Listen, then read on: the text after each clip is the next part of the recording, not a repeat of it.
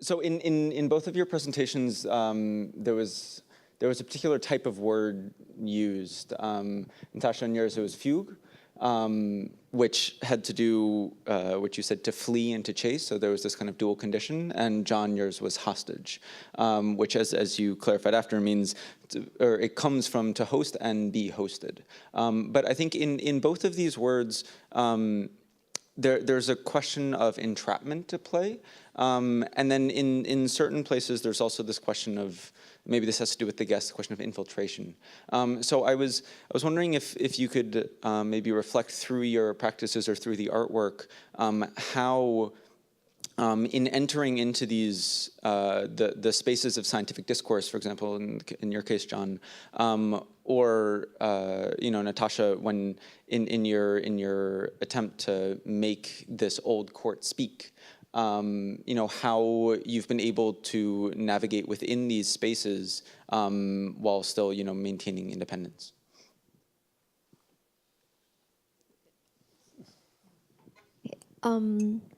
Maybe I'm going to use this opportunity to actually just address this, what I find a very important contribution that was recently made with Stefano Harney and Fred Moten talking about the Undercommons. Because for me, this a way to cite the space of entrapment, which is also like this kind of abstraction. Otherwise, it's like when does the apocalypse actually occur? When are you passing through that singularity?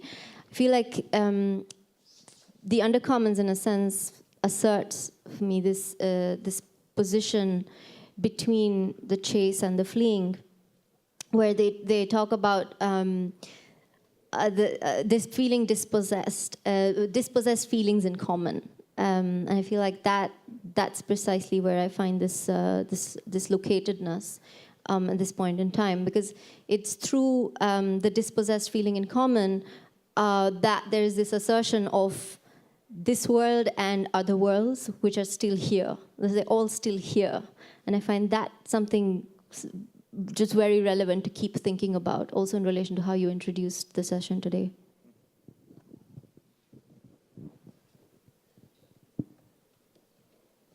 I guess that our interest is, on many levels, to be attentive to modes of capture.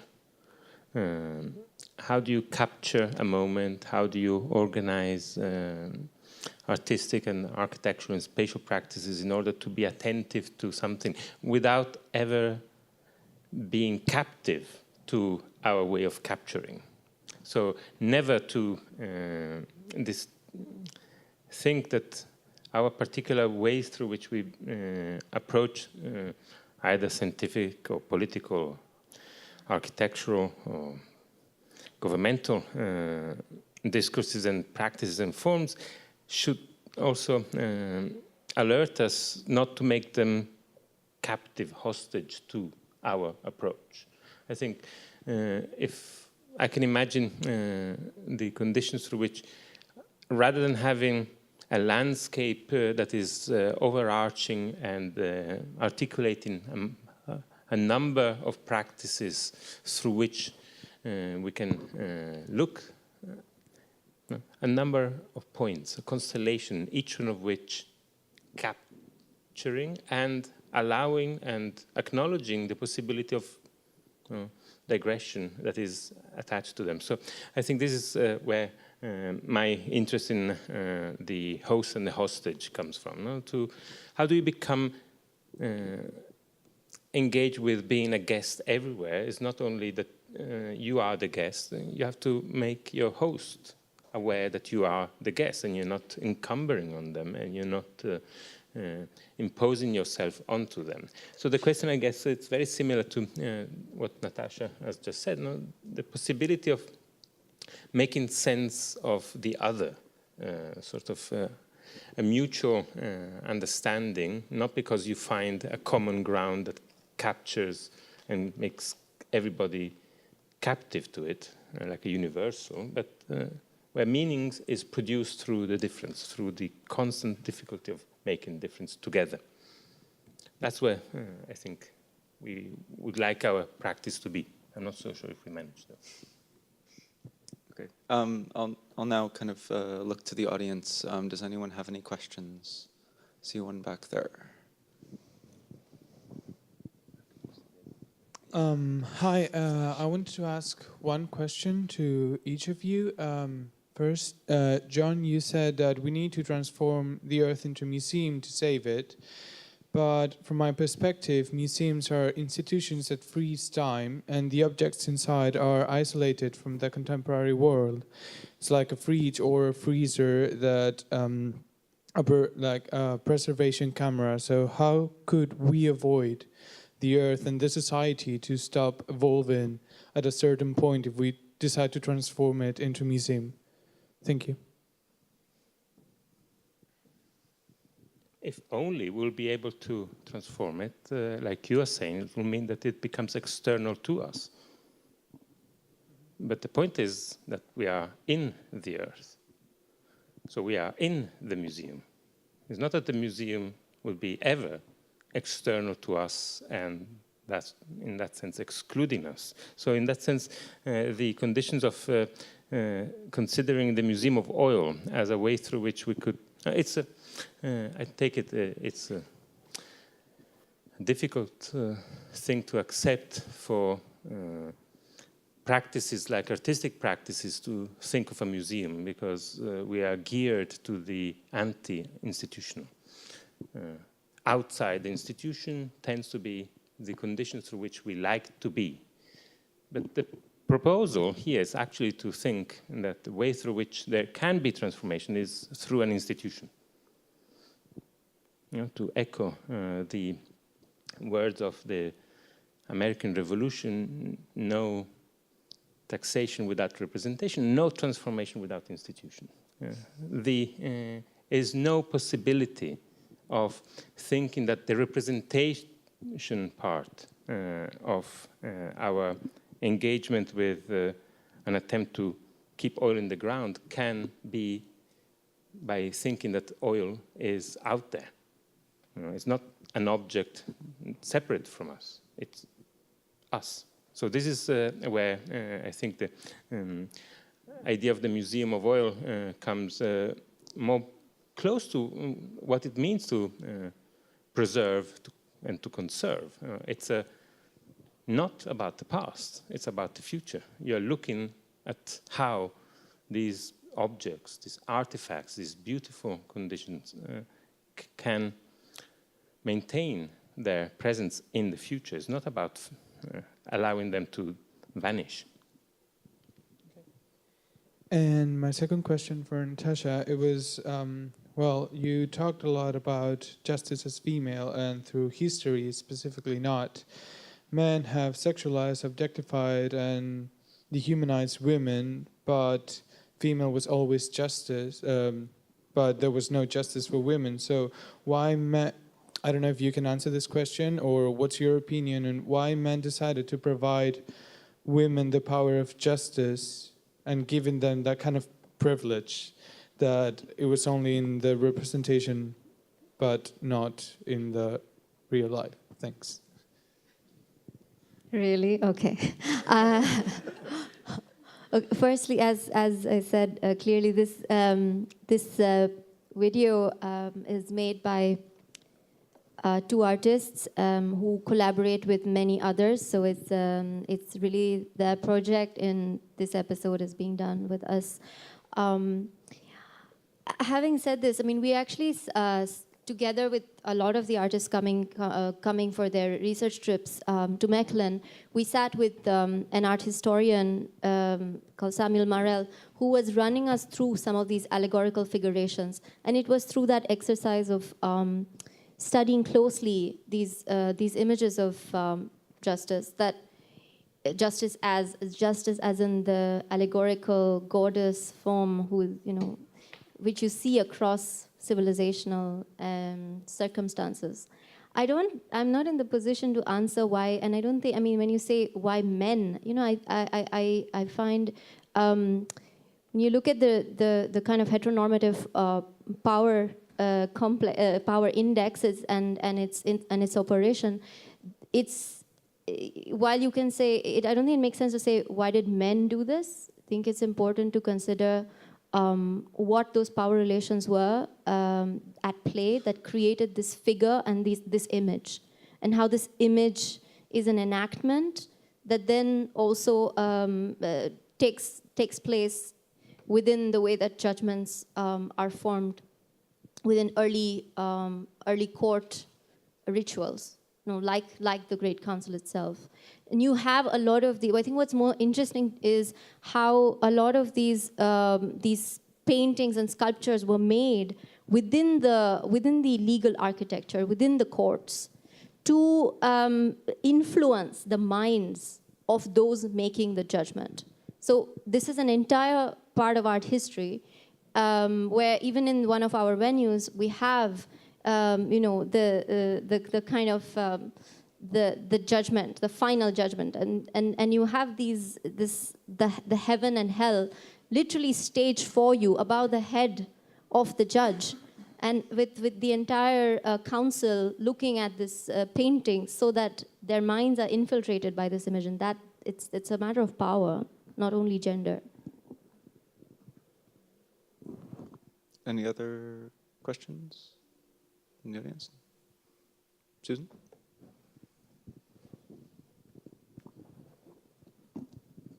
Thank you. My question is sort of, I guess, inspired by Natasha's presentation on questions of legal justice, but it's in relationship to the oil spill in the Gulf of Mexico, which I thought was really, a kind of fascinating example where Ecuador, through their very specific constitutional arrangement, allows for nature to be a legal protagonist, and the claim that the trial that was being argued and the demand that was being placed on BP was that the equivalent number of barrels of oil that had leaked into the Gulf of Mexico needed to be kept in the ground. And that was a very different kind of legal demand than the typical demands one encounters within environmental litigation, which is usually one of compensatory damages. And so I guess it's just a sort of something that maybe you'd like to comment on or reflect upon, which is how do we actually work with institutions in, say, dramatically or radically kind of reinvent institutional responses to the, say, problematic of oil. Now, the museum might be one of those kind of institutional responses, but I think there's also ways to rethink legal strategies.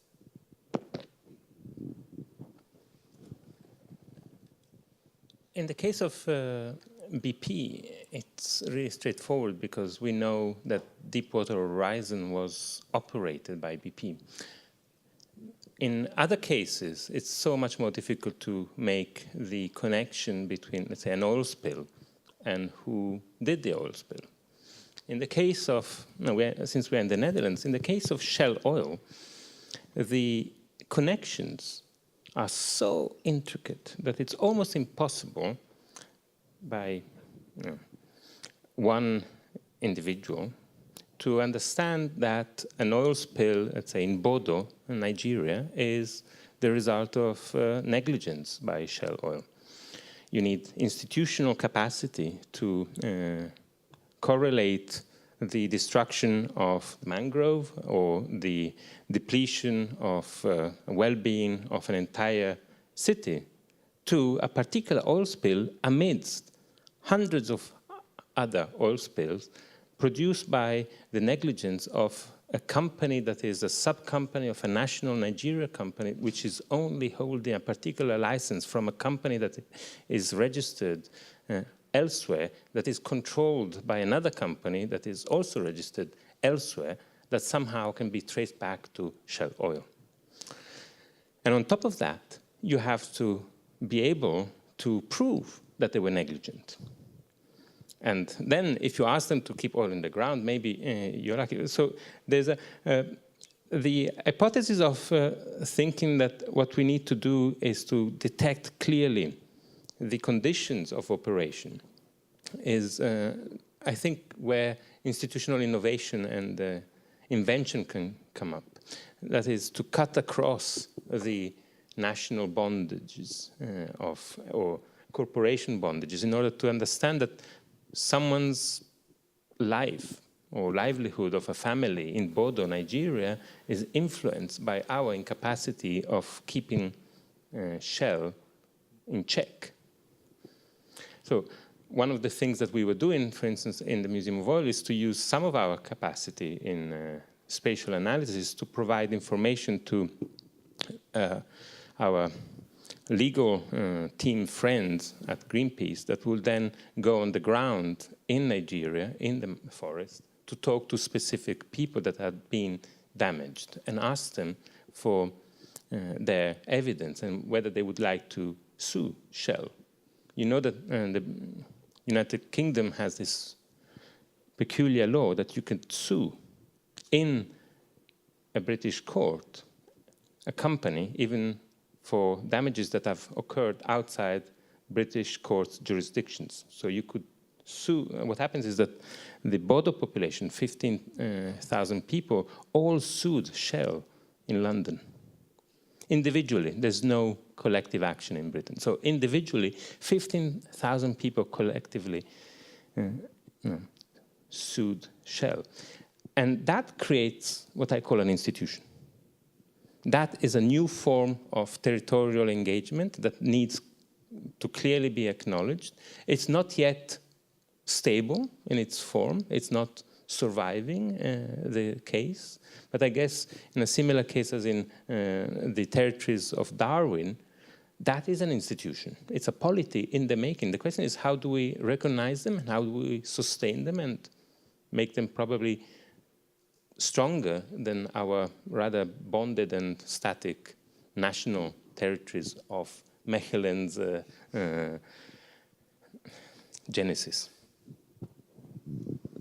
Yeah, I just wanted to point to a recent lecture that I came across I found very useful, particularly because you talked about Shell and the kinds of acts of resistance that have been building up against them at the level of the individual playing a part that then that sort of accumulates into this collective effect. But I was listening to T.J. Demos give a lecture on his forthcoming book, Against the Anthropocene. And what I found very useful here was that he was really going into analyzing and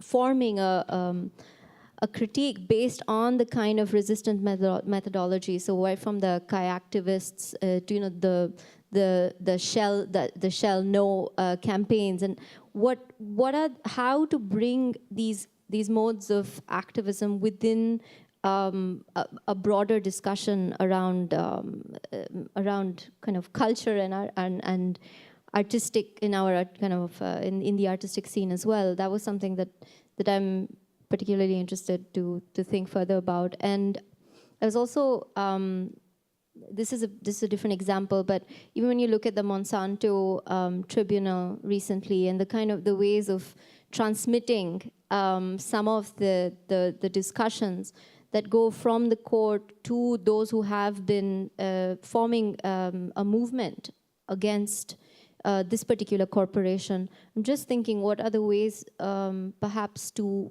keep mobilizing, as you call them, institutions? I mean, if I could maybe ask a final question out of this, but in relation to this, I think that these questions of activism are very much oriented around the legal framework within which it takes place, which is namely in this case when he's dealing with land, is that of private property, and so I think when questioning the politics of oil and questions of justice within it, we're very often looking for a person. We're looking for, be it a individual person, be it a corporate person.